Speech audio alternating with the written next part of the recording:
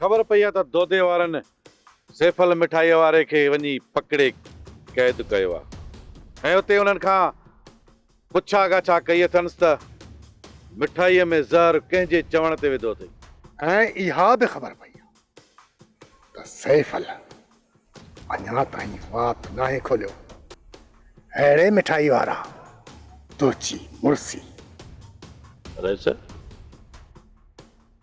ये सब ख़बरूं तव्हांखे हिते पवनि थियूं, इन जो मतिलब त दोदे वारनि जे विच में को गदार मौजूदु आहे। दादा न पैसनि सां माण्हू छा छा नथो ख़रीद करे सघे ऐं पैसनि सां माण्हूअ जो ज़मीर त आसानीअ सां ख़रीद करे सघिजे थो। हो मिसाल न ॿुधो अथई, पैसा फेंक तमाशा देख। उहो मिसाल 100% दुरुस्त आहे। अदा दादा न रेस सही थो चवे। माण्हू ख़रीद करण में देरि ई न आहे, बसि रुगो मुल्ह चङो हुजे।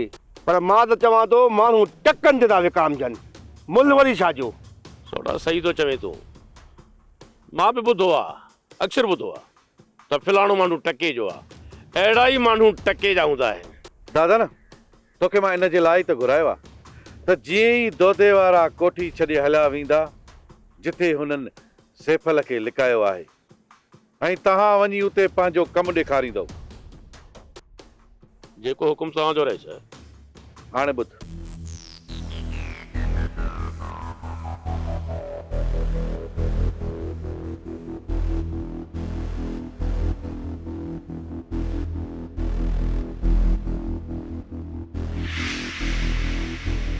अरे सर, कमु तव्हांजे हुकुम मुताबिक़ हलंदो, छो त दादनि दुश्मननि जा दंगल लताड़े लंघंदो।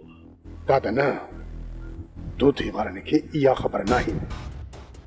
खान ऐं सालार खान उहे भलाऊं आहिनि जेकी वात मां सिर्फ़ु फूक कढनि।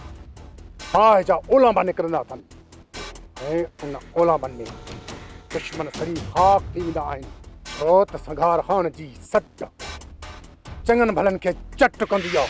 हा दादन हा, दोदे खे हाणे ख़बर पवंदी त सालार खान आहे छा। उनखे उहा ॼाण बि मिली वेंदी त जिते दोदे जी सोच ख़तम थींदी आहे न, उतां सालार खान जी सोच शुरू थींदी आहे। छो त सालार ऐं तलवार सां जंहिं बि तकड़ कई उहो कपिजी वेंदो। जेको तव्हांजो हुकुम रहे छा। ठीकु आहे सर। हला भाई।